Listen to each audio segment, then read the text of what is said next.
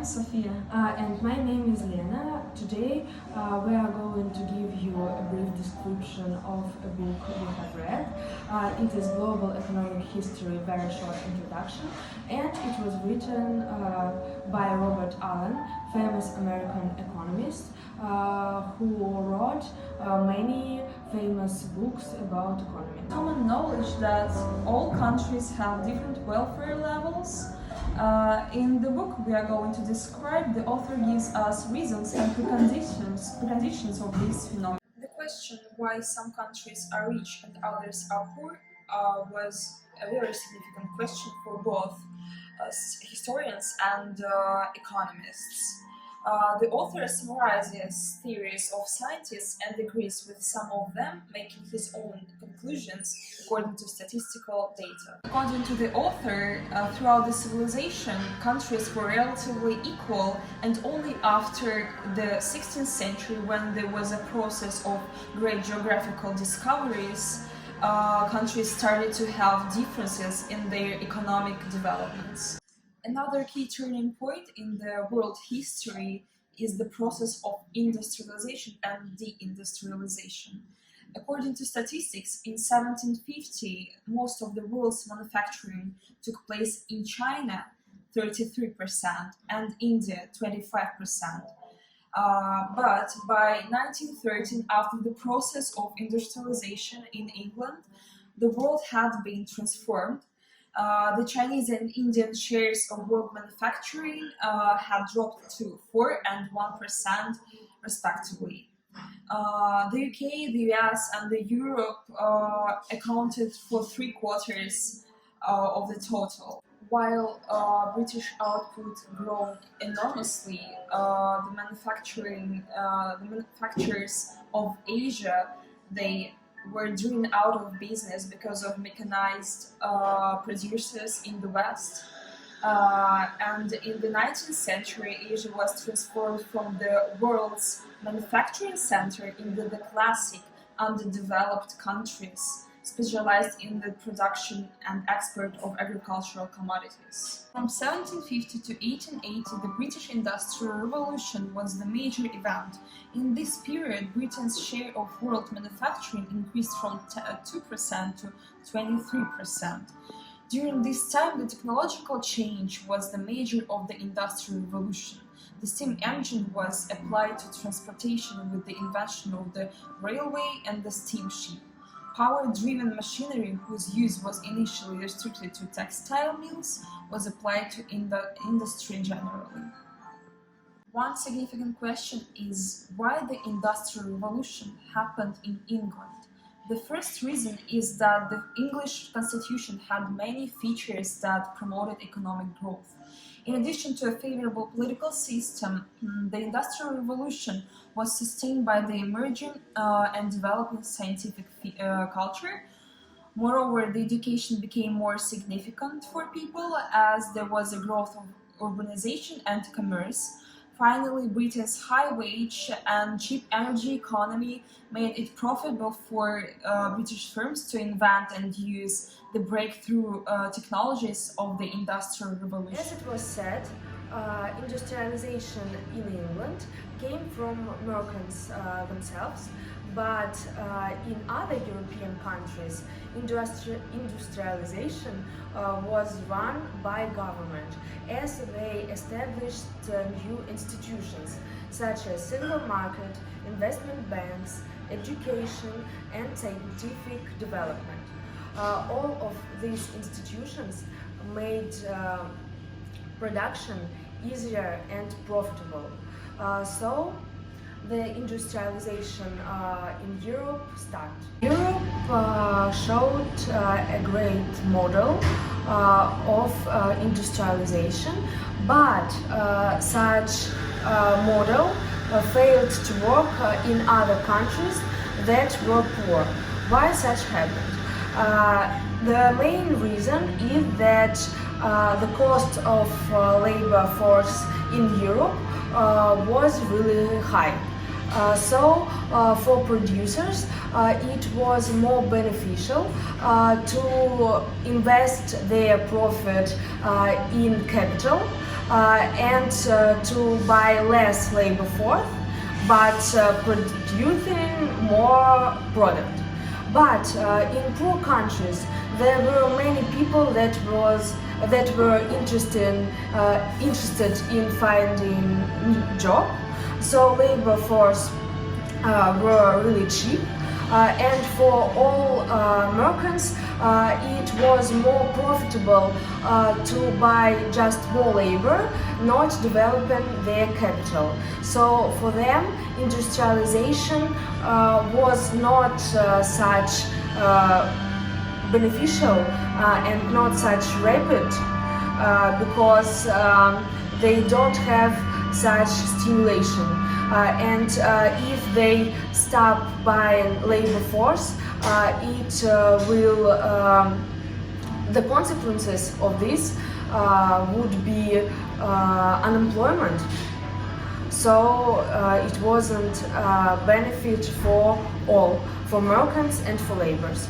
I think it's worth to tell briefly about the development of America, as in the beginning of 20th century, USA became one of the main players in international market. Firstly, I think we need to say that people that came to America were mostly educated, and democratical institutions in America were really strong.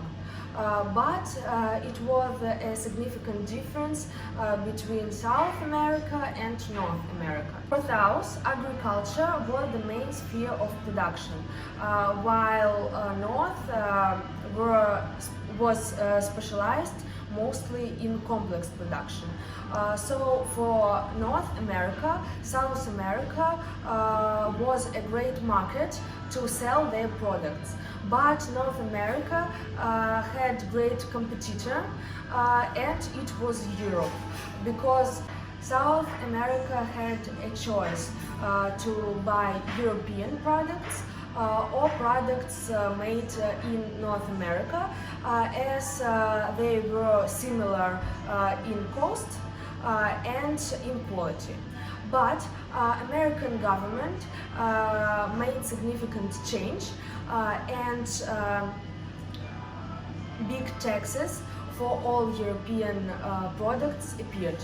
So South just didn't have choice, because for them buying European products became just unbeneficial. So it developed North production, because North stopped having a competitor. As I said previously, in America, democratic institutions were greatly developed, and government had a policy of non-intervention in economic sphere. Moreover, almost all inhabitants had primary education, which contributed to development of American market and American production. For many years, England was a leader in production, but 20th century and First World War changed distribution of powers significantly. England start losing their control in India, which was their market, and England stopped being the first country in production, and all powers were distributed between USA and some European countries. So each country wanted to be rich. Western countries could achieve it, but countries like Latin America, Russia, Japan or Africa couldn't. Reasons were absolutely different in each country. For instance, in Russia, when Peter the Great ruled, he tried to develop military power, build new ports, carried out reforms, but it was not enough to catch up with the European countries. The most interesting country, I think, is Africa, which I can say is destined to be poor. Many commentators said that reason of the poverty of Africa is well, laziness or lack of intelligence, or that we're all bound by traditions or non-commercial values. But none of these historical, all these reasons had no historical examination, of course.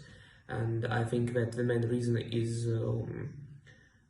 absence of agrarian development, like in European countries.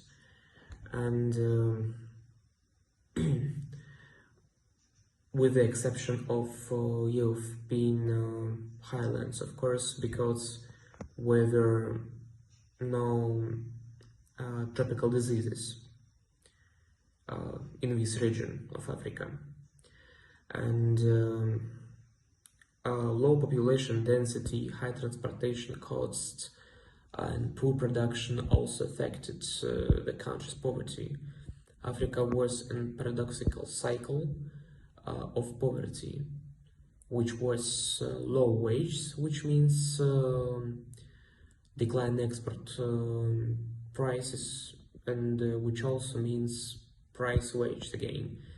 All these reasons affect poverty of Africa, and other countries had its own history, but were united by the fact that we all needed to increase our GDP for about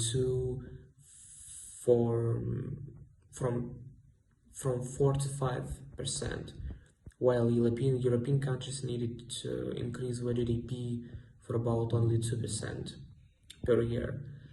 And just to balance the economy, where some countries could achieve a new level of economy, but countries like Africa remains poor, according to its own historical reasons. There were the main points of this book, the main conclusions were made by us. We hope that you enjoy watching this video, and thank you for your attention.